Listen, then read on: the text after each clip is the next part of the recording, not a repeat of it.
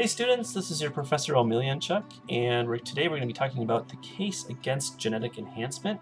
So in the first part, we considered the case in favor of, and we looked at the background and how the framework that we're considering here is from the standpoint of procreation. And, just talking about procreation in general, it's worth considering this question is, why do we have kids to begin with? And do you want them? And why or why not? And what I'm trying to get at here in this question is, the reasons why we have kids, right? You could give it like a scientific explanation that we're governed by some kind of instinct, right? And biologically, we just do this, right? We want sex, and then kids come along, and there they are. Well, you might think there's more planning involved than that, and you might really want kids, and so why? Is there a rational explanation for that? Is it for pleasure?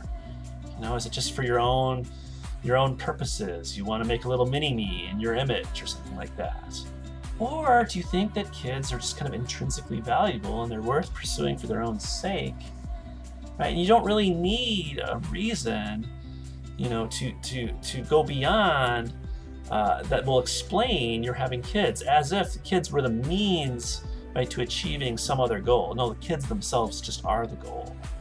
Okay, and it's an interesting question to consider, especially in light of some of the things that politicians have said about maybe we should, not have kids because of climate change, they'll be harmed, or maybe they'll harm the environment. That's a whole nother sort of argument, right? So just think about that.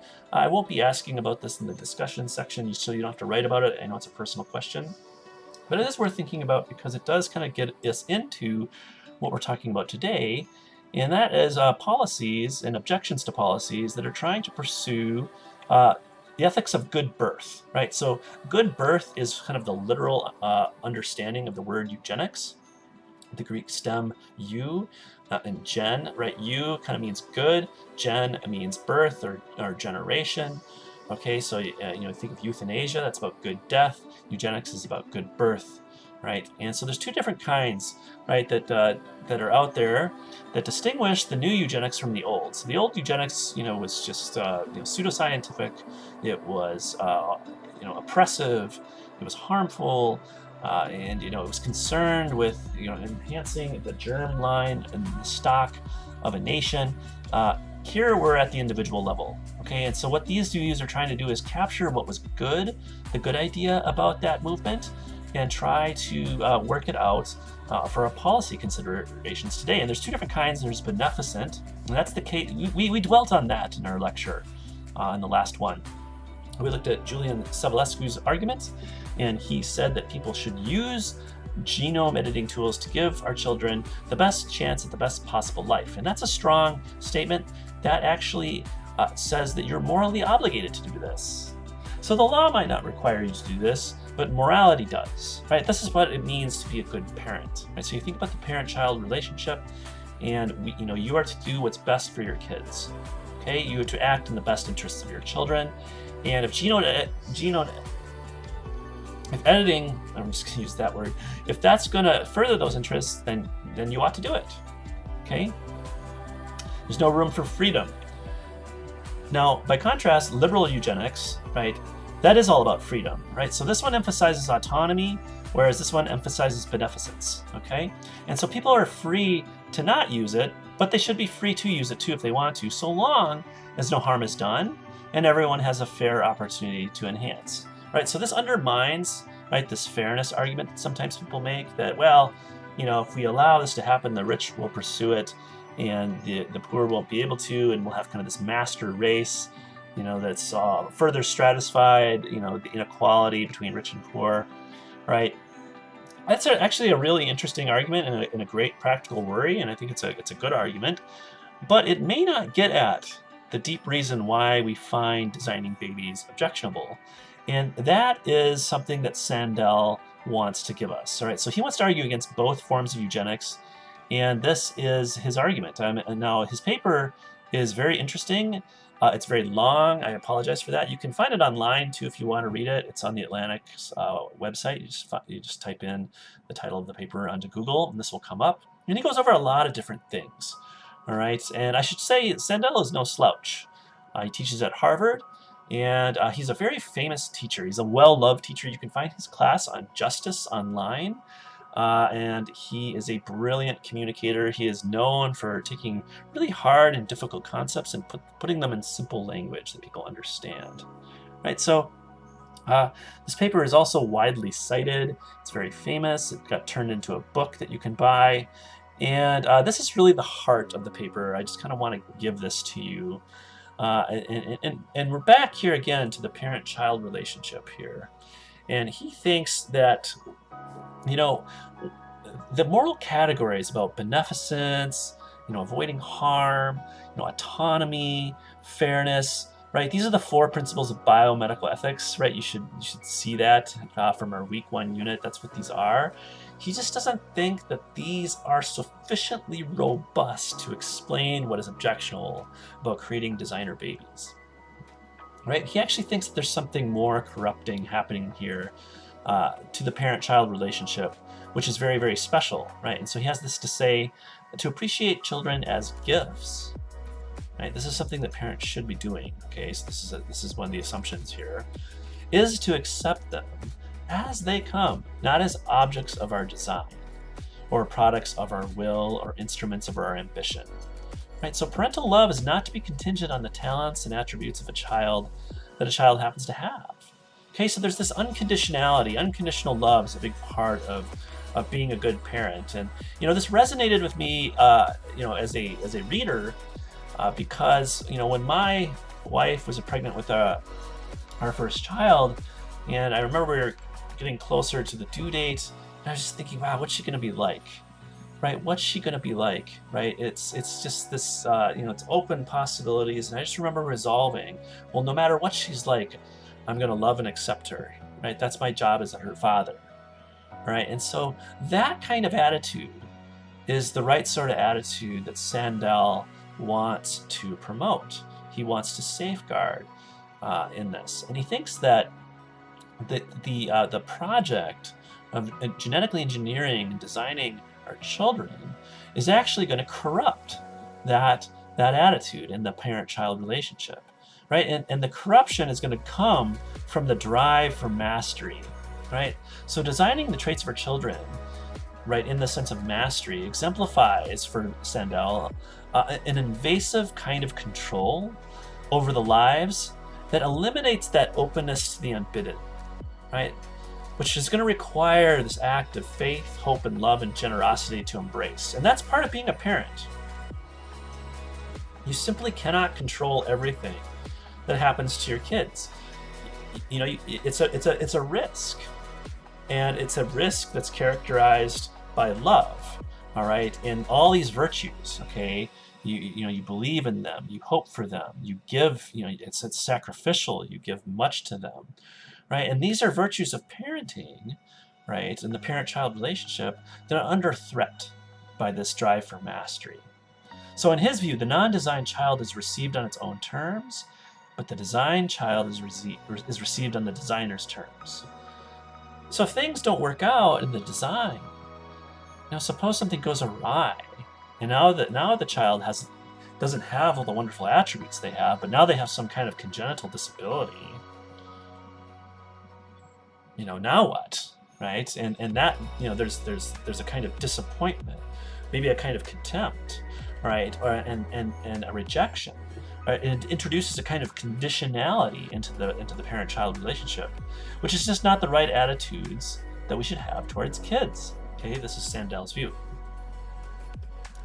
All right, now if that's resonating with you, let's maybe scrutinize it a little bit. Let's try to be fair here. Let's try to give maybe Sevulescu his say, and just question this. This is a question I want you to consider. Right? Would using genome editing tools, to give your children the best chance, the best life, really distort the parental relationship? Okay? I mean, after all, we do try to give our children the best opportunities to get a good education, good health care, and all these sorts of things. And of course, we still love them and accept them if they fail, if these things don't work out, right? And so why can't you have the same sort of attitude, right, towards those who find out through prenatal screening that their design plan didn't work out? They can still love and accept their kids, so why shouldn't we allow them that kind of freedom, right? Now you might think there's an important difference here, right?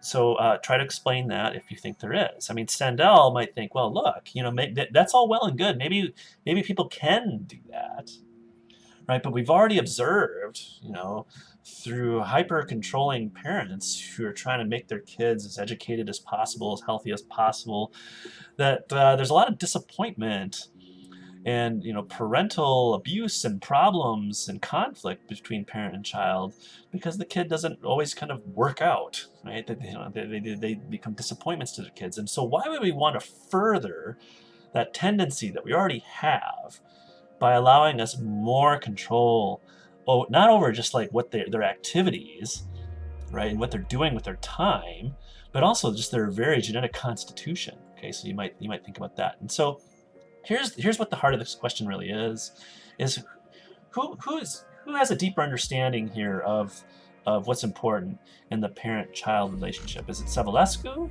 who thinks that we ought to be always acting in the best interests of our kids? Or is it Stendhal, who thinks we ought to be accepting, right, our children as they are with unconditional love? Right? Which value do you think is more central here? Which one do you think is at stake, right, in this debate? All right, some other problems too that we should mention about the case against the genetic editing to enhance. All right, in Savulescu's case, these aren't necessarily in Stendhal's paper, right? But they are mentioned sometimes. Okay, determining, what's best for the child is ambiguous in a pluralistic society. Okay, there are different conceptions of the good life. So, for example, and you can watch this YouTube video here.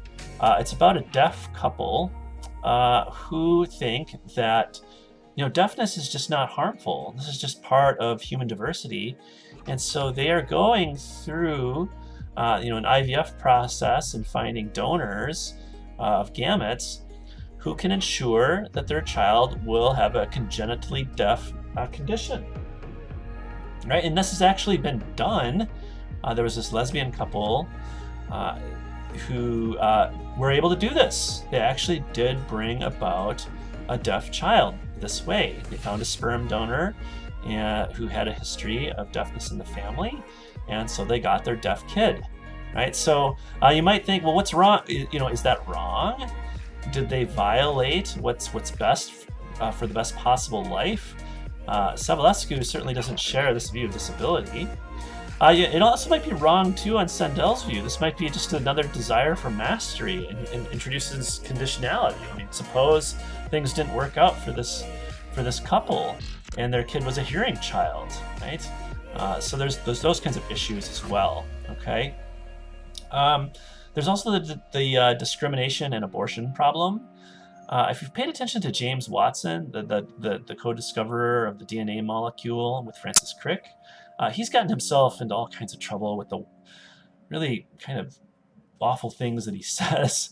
And this is one of them.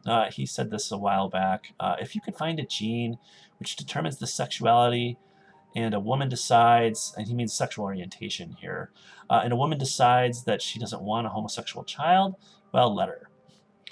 And so he, part of his assumption here is that he thinks that aborting fetus is just for really any reason, even for reasons that have to do with like dyslexia. And that's just no problem. And that's certainly controversial to say the least. And there was a recent news story on CBS about Iceland and Down syndrome. Follow the YouTube link here. It's interesting because Iceland's widespread use of genetic testing means people that can pick and choose which children they bring into the world, and these have all but eliminated Down syndrome, which is kind of an interesting euphemism.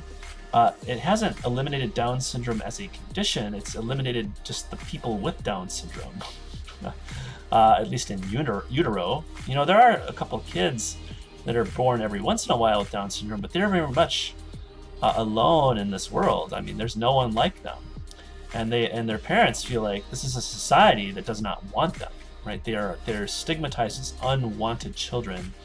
And so, you might think, right, that a view that is telling us to take stock of the world and find out which attributes are going to be the most advantageous is actually just going to reinforce these terrible discrimination problems. Because we all know from history that the way the world is pretty screwed up, even today. Yes, it is.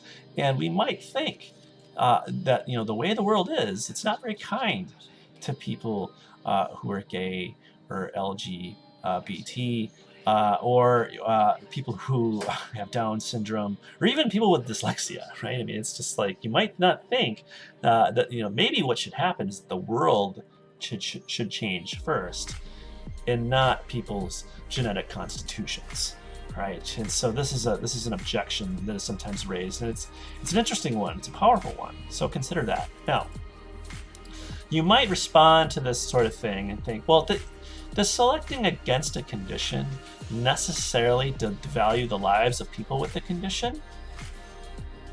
Right? Think about that. Maybe you could analyze it in such a way. I mean, sometimes people say, no, this in no way does this. All right. Well, why? Right? Why or why not? Okay. So think about that, please. All right, then there's the self-defeating problem. This is a problem for liberal eugenics. Suppose that enhancement works really well, but you're free not to enhance. So what reasons could be given that would be rational for not enhancing your child? All right, sometimes I like to compare this to the vaccination debate. It's not really a great analogy though, but there are there's all kinds of benefits to vaccinating your kid. What rational reasons could there be given for not doing it? All right. Now there are health reasons here. I understand it's not the same as enhancement, or maybe you don't think that the therapy and enhancement distinction matters. Okay, but the idea is that look, if this is really, really beneficial, okay, the idea that you could be free not to do this is just sort of silly. This is actually illustrated really well in the movie Gattaca.